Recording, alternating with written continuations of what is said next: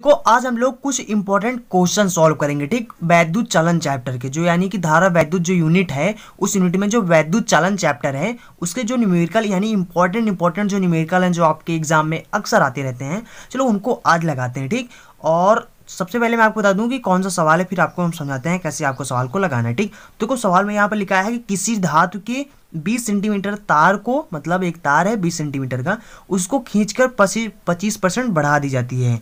नए तार में यानी नया तार जो है, उस नया तार जो बना है 25% बढ़ाने पर, उस नए तार में जो प्रतिरोध है उस प्रतिरोध में प्रतिशत वृद्धि की गणना करना है, मतलब हमें प्रतिशत वृद्धि बताना है। ठीक, प्रतिरोध में देखो ये सवाल इतनी इंपॉर्टेंट है कि कभी कभार क्या होता है कि बोर्ड एग्जाम में आ जाते हैं। ठीक, बहुत इंपॉर्टेंट क्वेश्चन है और बहुत अच्छे भी क्वेश्चन है, आप इनको बहुत आसानी से लगा सकते हो। मैं आपको अंत में एक ट्रिक भी बताऊंगा जो आप एक ही मिनट में ऐसे सवालों को सॉल्व कर सकते हो। ठीक, अब देखो ट्रिक आपका कब काम करता है, जैसे कि अगर आपको बहुविकल्पी में क्वेश्चन आ गया तो उसमें ट्रिक काम करते हैं, या फिर जैसे कि आप कहीं पर एनडीए का पेपर दे रहे हो या किसी भी चीज़ का पेपर दे रहे हो, कॉम्पिटिटिव एग्जाम जो होते हैं उनमें अगर आ जाता है तो आपके यानी ट्रिक काम आते हैं। लेकिन सोचो को बोर्ड एग्जाम में, तो ये बोर्ड एग्जाम में आपके ट्रिक काम नहीं आएंगे, क्योंकि उसमें आप जब तक ट्रिक यूज करेंगे तो फिर आपको नंबर भी काट लेंगे। ठीक, और ऐसा नहीं कि नंबर नहीं देंगे, बट नंबर तो काट ही लेंगे।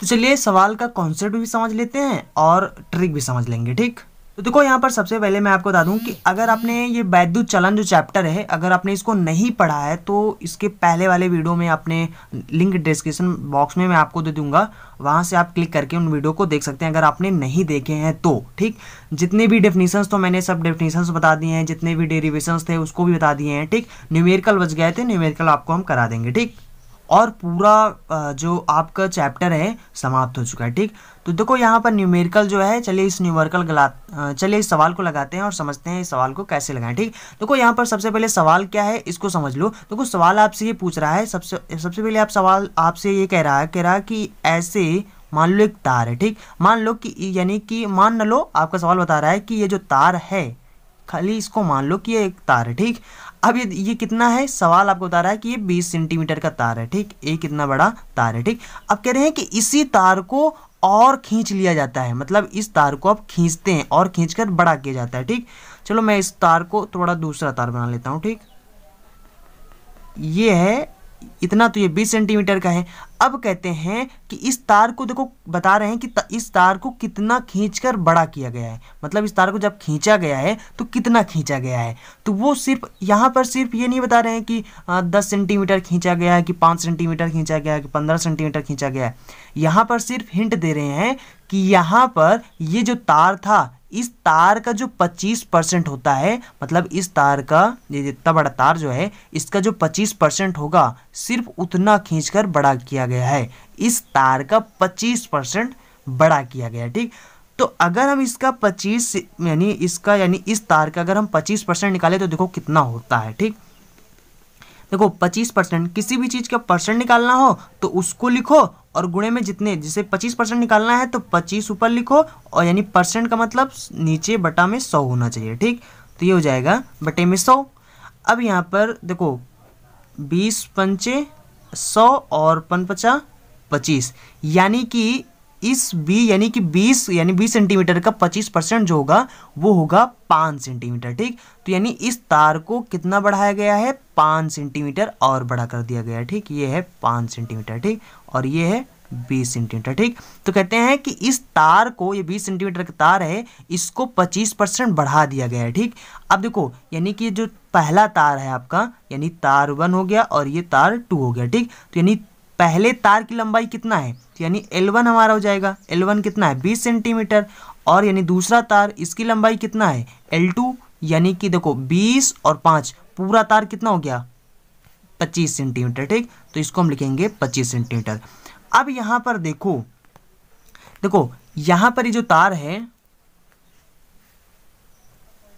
अब यहाँ पर सवाल आपसे पूछ रहा है कि ये जो बड़ा वाला तार है जिसको आपने 25% बनाया है। ठीक, इस तार का यानी दूसरे वाले तार का, इसका हमें प्रतिरोध यानी इसके प्रतिरोध में जो प्रतिशत वृद्धि होती है कि इसका प्रतिरोध कितने % बढ़ा है, तो यानी प्रतिशत वृद्धि हमें निकालना है। ठीक, अब देखो इसका इन दोनों तारों का जो आयतन होगा वो क्या हो जाएगा, इन दोनों तारों का जो आयतन होगा वो सेम ही रहेगा ना।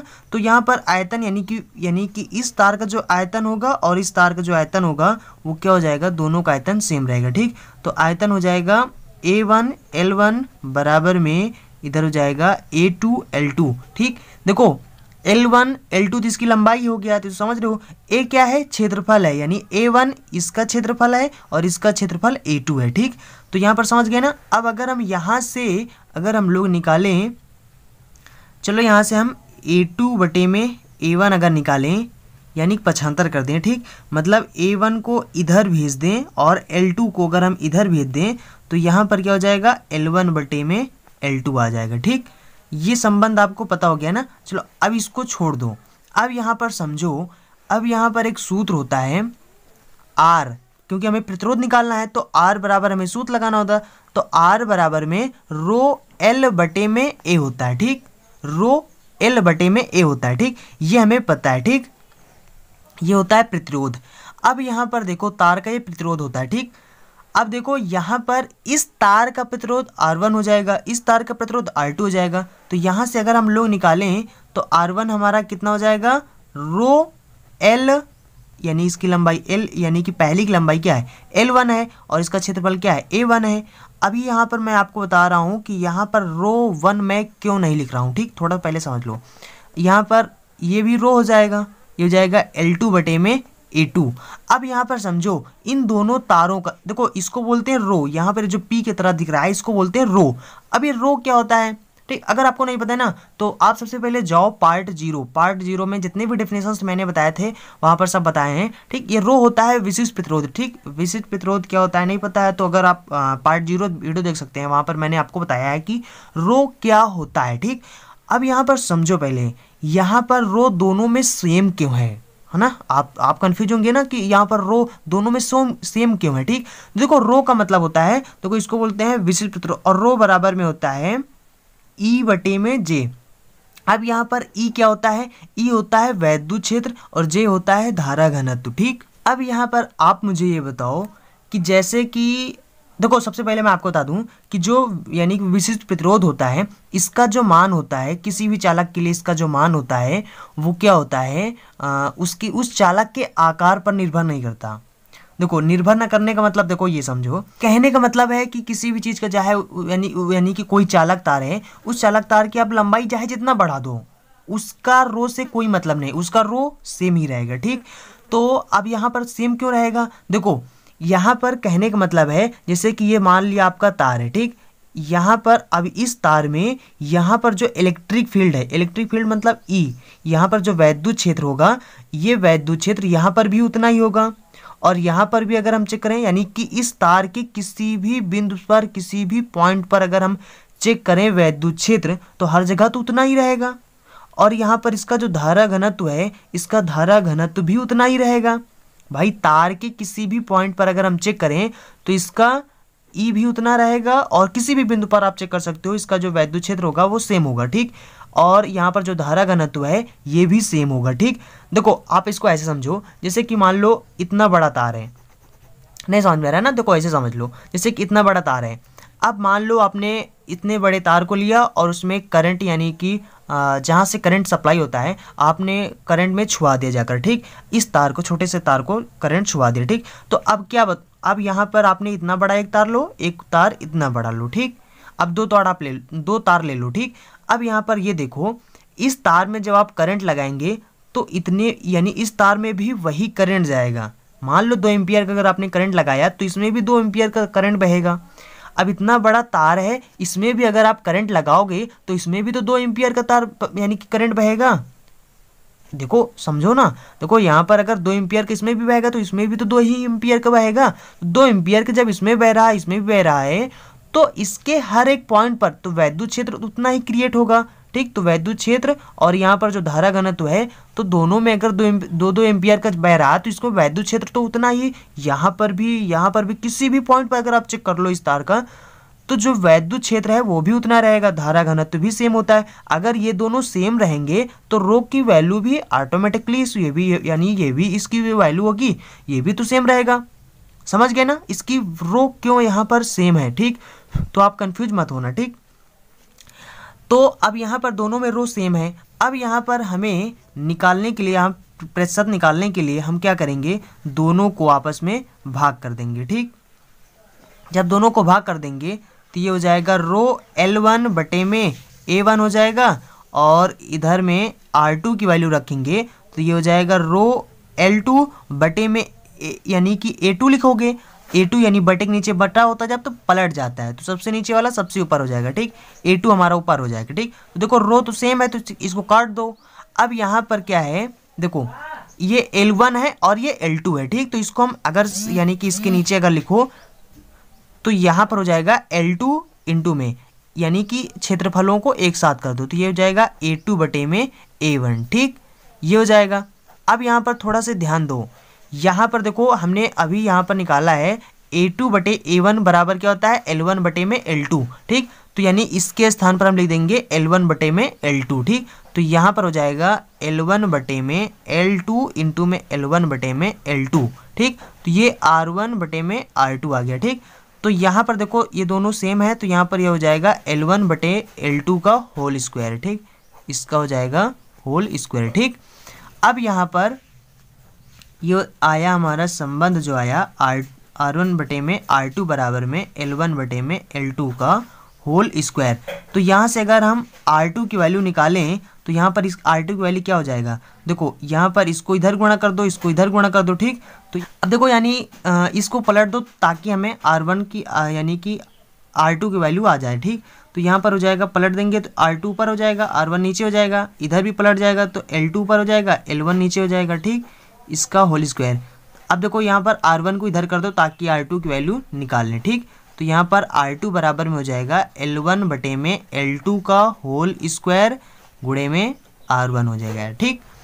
अब यहाँ पर देखो L1 हमारे पास कितना है 20, L2 हमारे पास कितना है 25, अभी निकाला था ना यहाँ पर, ये देखो ये, ठीक। तो इसकी वैल्यू अभी यहाँ पर हम रखेंगे, ठीक। तो जब इसकी वैल्यू यहाँ पर रखेंगे तो यहाँ पर हो जाएगा 20 बटे में हो जाएगा 25 का होल स्क्वायर इंटू R1 को R1 लिखो दो, ठीक। अब यहाँ पर काटेंगे तो यहाँ पर कितना हो जाएगा, ये हो जाएगा, इसको काटो 5 से, ठीक। तो 5 चौक 20 और ये हो जाएगा 5 25 और इसको करेंगे तो हो जाएगा 4 चौका 16। तो R2 हमारा हो जाएगा 4 चौको 16 हो जाएगा और ये हो जाएगा 5 25, ठीक। तो R1 ये हमारा आ गया, ठीक। यानी R2 हमारा ये आ गया, ठीक। सॉरी यहाँ पर थोड़ा सा मिस्टेक हो गया, देखो यहाँ पर आपने सूत्र क्या बनाया था, यहाँ L2 ऊपर है ना, तो L2 इसको बना दो L2 और ये बना दो L1, ठीक। तो यानी कि ये 25 ऊपर हो जाएगा, 16 नीचे हो जाएगा, ठीक। तो यानी कि R2 की जो वैल्यू हो जाएगा ये हो जाएगा 25 बटा 16 R1, ठीक। ये हो जाएगा। अब देखो दूसरे वाले तार का जो प्रतिरोध था यानी R2 जो था उसको तो आपने निकाल लिया, ठीक। अब लेकिन हमसे सवाल ये नहीं पूछ रहा कि R2 मुझे बताओ, ठीक। अब सवाल आपसे ये पूछ रहा है कि जब आपने इसकी लंबाई बढ़ाया तो इसका प्रतिरोध भी बढ़ेगा। अब जब प्रतिरोध बढ़ेगा तो बताओ कितना % प्रतिरोध बढ़ेगा, ये आपसे सवाल पूछ रहा है, ठीक। अब देखो किसी भी चीज की वृद्धि निकालने के लिए अब सबसे पहले हम वृद्धि निकालते हैं, किसके प्रतिरोध में कितना वृद्धि हुआ, ठीक। परसेंटेज तो आप खट्टे निकाल लो जाएगा, ठीक। अब सबसे पहले वृद्धि, किसी भी चीज का वृद्धि निकालने के लिए आप उसकी वृद्धि कैसे निकालोगे, जैसे कि देखो मान लो मैं आपको एग्जांपल बता रहा हूं ताकि आपको फील आ जाए, ठीक। देखो जैसे कि मान लो कि आज एक तारीख है, ठीक। मान लो सिंपल सी बात है, आज 1 तारीख है और आज आपके पास है 25 रुपए, ठीक। आज आपके पास 25 रुपए है, ठीक। और मान लो कि 10 तारीख को, ठीक है 10 तारीख है, मान लो 10 तारीख को आपके पास हो गया 60 रुपए, ठीक। 1 तारीख को आपके पास है 25 रुपए और 10 दिन बाद यानी 10 तारीख को आपके पास 60 रुपए हो जाए, तो यानी मान लो कि आपके पास 60 रुपए हो गया और आज 10 तारीख हो गया। अब मैं आपसे पूछूं कि भैया ये बताओ कि 1 तारीख से 10 तारीख के बीच में आपने कितने रुपए कमाए, मतलब कि देखो ऑलरेडी आपके पास 25 रुपए तो थे ही, आपके पास कुल पैसा इस समय कितना है 60 रुपए है। अब मैं आपसे पूछूं कि भैया बताओ कि आपने 9 दिन में कितने रुपए कमाए, तो आप क्या बताओगे, आप कहोगे 35 रुपए। अब मुझे नहीं पता कि आपने कैसे बता दिया 35 रुपए मैंने कमाया, ठीक, नहीं पता है ना। अब ये जो नहीं पता आपको, इस चीज को निकालने के लिए आप क्या करोगे, आपको क्या करना है, यानी कि जो 60 रुपये था, इस 60 में से अगर हम इस 25 को घटा देंगे तो हमें पता चल जाएगा कि कितने रुपए आपने कमाया।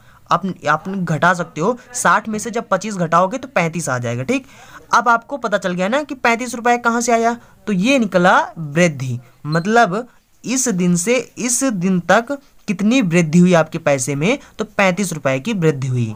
वृद्धि का मतलब होता है किसी चीज का बढ़ना, तो यानी 35 रुपये आपके पास और बढ़ गए। समझ रहे हो ना कैसे वृद्धि निकाला जाता है। तो वृद्धि निकालने के लिए जो बाद वाला हो, बाद वाले को पहले वाले से घटा दो, जो वृद्धि होगा, जो बढ़ेगा, वो निकल आता है ऑटोमेटिकली। ठीक, ऐसे निकाला जाता है। यानी कि ये R2 मान सकते हो, इसको R1 बोल सकते हो। ठीक, इसी तरह से अब यहाँ पर अगर हम इसका प्रतिरोध निकालें तो हम इसका प्रतिरोध कैसे निकालेंगे। अगर हम R2 में से R1 को घटा देंगे तो हमें पता चल जाएगा कि इसके प्रतिरोध में कितना वृद्धि हुआ है।